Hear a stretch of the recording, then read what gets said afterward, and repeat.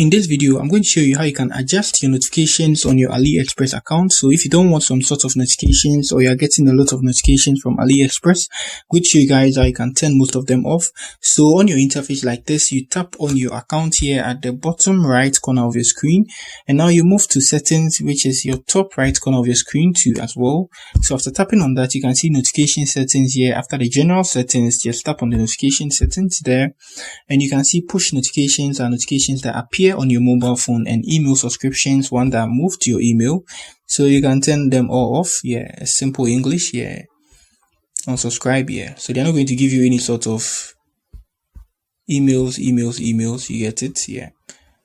But then for others, you need to turn it on. So anytime you make an order, you get an email, a receipt through your email, and then push notifications. This is promotions and all that. You just need to turn all these things off.